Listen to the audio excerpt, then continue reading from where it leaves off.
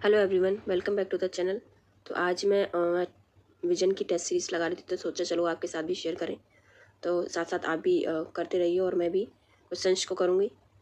तो स्टार्ट करते हैं फर्स्ट क्वेश्चन से। तो ये मॉडर्न हिस्ट्री है।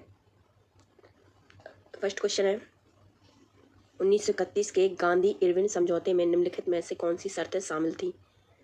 तो इसका ऑप्शन 1 है, सविनय अवज्ञा आंदोलन के दौरान पुलिस जातियों की सार्वजनिक जांच। सेकंड है, हिंसा के दोषी नहीं पाए गए सभी राजनीतिक बंदियों की तत्काल रिहाई। थर्ड ऑप्शन है, शांतिपूर्ण विरोध प्रदर्शन का अधिकार। तो यहाँ पर दिए गए हैं केवल 1, 2, बी है केवल 2 और 3, सी केवल 1 और 3 और डी 1, 2 और 3। तो इसमें 1931 में गांधी इरविन समझौता हुआ था।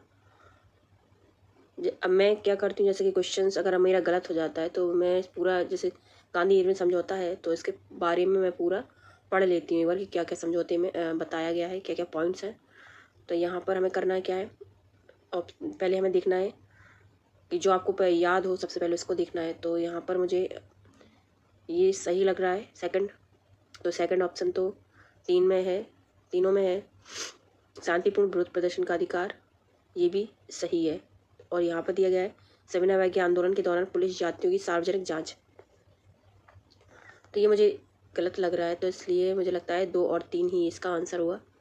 तो इसका हम लगाएंगे बी राइट आंसर। ठीक है, आपका कौन सा है आप कमेंट में ज़रूर बताएं। सेकंड है,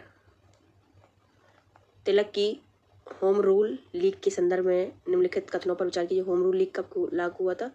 1916 में।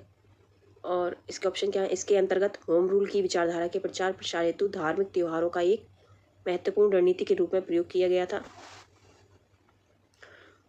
और सेकंड है, लीग की मांगों में स्वराज भाषाई राज्यों का गठन और स्थानीय भाषा में शामिल शिक्षा शामिल थी। ठीक है, तो यहाँ पे बताना है कौन सा सही है। केवल 1, 2, 1 और 2 दोनों, इनमें से कोई नहीं।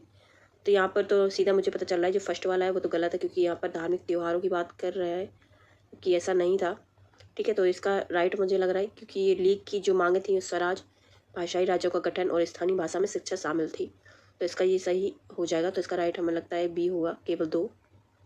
आपका कौन सा आंसर है? थर्ड क्वेश्चन है, साइमन कमीशन के बारे में है। तो निम्नलिखित कथनों पर विचार करना है। कमीशन के सभी सदस्य अंग्रेज थे। सेकंड है, कमीशन की नियुक्ति ब्रिटिश भारत में आगे के संवैधानिक सुधारों के प्रश्न पर विचार करने के लिए की गई थी। थर्ड है, साइमन कमीशन की रिपोर्ट में ब्रिटिश भारत के लिए डोमिनियन स्टेट की सिफारिश की गई थी। तो इसमें से कौन सा सही हो जाएगा? डोमिनियन स्टेट तो इसमें बिल्कुल भी, ये तो गलत हो जाएगा, क्योंकि ये 1990 की बात है यहाँ पर, तो ये तो गलत ही है। तो थर्ड इसका गलत है, तो इसमें दिया है तो ये नहीं होगा। तो मुझे लगता है इसका ए जो है वो रही सही है, क्योंकि कमीशन के जो सभी सदस्य थे वो अंग्रेज थे, ये सही बात है। और कमीशन की नियुक्ति ब्रिटिश भारत में आगे के संवैधानिक सुधारों के प्रश्न पर विचार करने के लिए की गई थी। ठीक है, तो साइमन कमीशन कब लागू हुआ था, कब आया था भारत में, तो ये आप बताएं। अगला क्वेश्चन हम देखेंगे। फोर्थ क्वेश्चन है, कैबिनेट मिशन योजना के बारे में इनमें से कौन सा सही है? तो एक है, इसने पाकिस्तान की मांग को अस्वीकार कर दिया। सेकंड है, इसने प्रांतीय विधानसभाओं को धर्म के आधार पर 2 समूहों में विभाजित करने का प्रस्ताव किया। थर्ड है, इसने रक्षा, मुद्रा और संचार को नियंत्रित करने वाले एक साझा केंद्र का प्रावधान किया। तो ऑप्शन क्या है, सही उत्तर चुनना है। केवल 1, केवल 2 और 3, केवल 1, 3, 1, 2 और 3। तो पूछा गया था कैबिनेट मिशन के बारे में। तो कैबिनेट मिशन के बारे में पूछा गया है, इसमें कहा गया है कि इसने पाकिस्तान की मांग को अस्वीकार कर दिया, तो ये बिल्कुल सही है। ठीक है, इसने प्रांतीय विधानसभाओं को धर्म के आधार पर 2 समूहों में विभाजित किया, ये बिल्कुल गलत है। इसने रक्षा, मुद्रा और संचार को नियंत्रित करने वाले एक साझा केंद्र का प्रावधान किया, ये भी बिल्कुल गलत है। ऐसी कोई बात नहीं है, होती है इसमें। तो इसका राइट आंसर मुझे लगता है केवल एक ही है, ए इसका राइट आंसर होगा, केवल 1। इसने पाकिस्तान की मांग जो थी वो अस्वीकार कर दी थी। ठीक है, अगला क्वेश्चन है, 1857 के विद्रोह के बाद रियासतों के प्रति ब्रिटिश सरकार द्वारा निम्नलिखित में से कौन से नीतिगत उपाय अपनाए गए हैं? तो अंग्रेजों ने रियासतों के प्रति विलय की नीति को त्याग दिया था।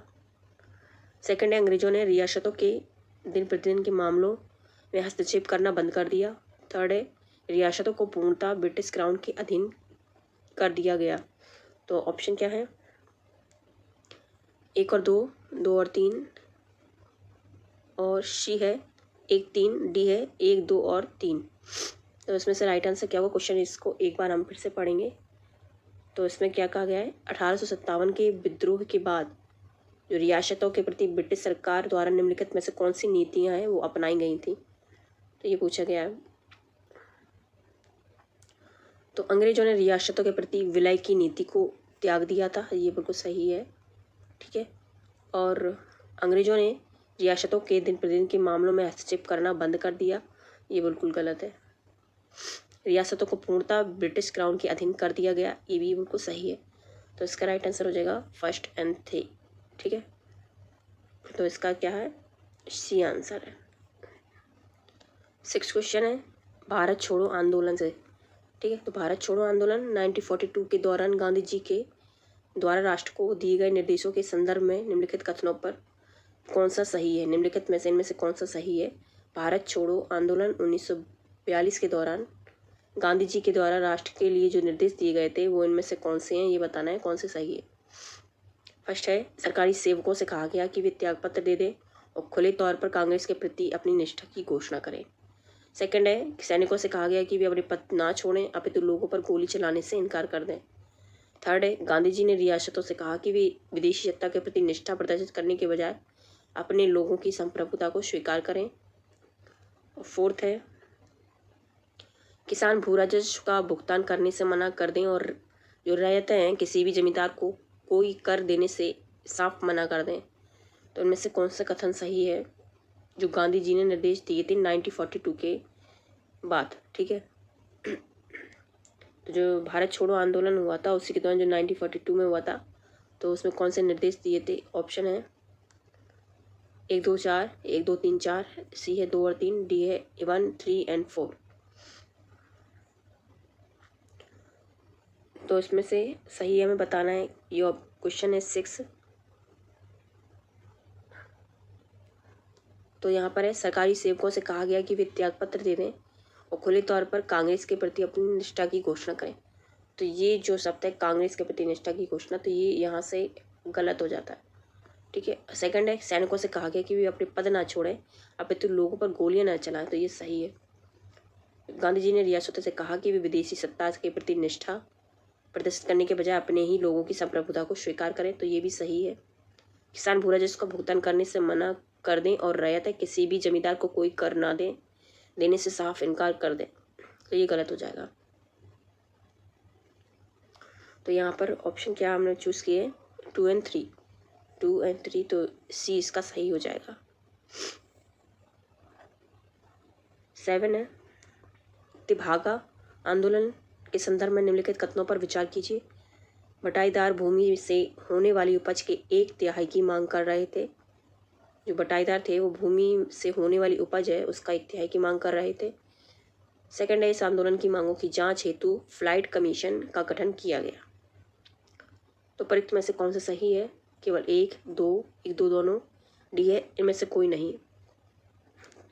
तो यहाँ पर डी इसका राइट आंसर हो जाएगा, ना तो 1 और ना ही 2। ठीक है।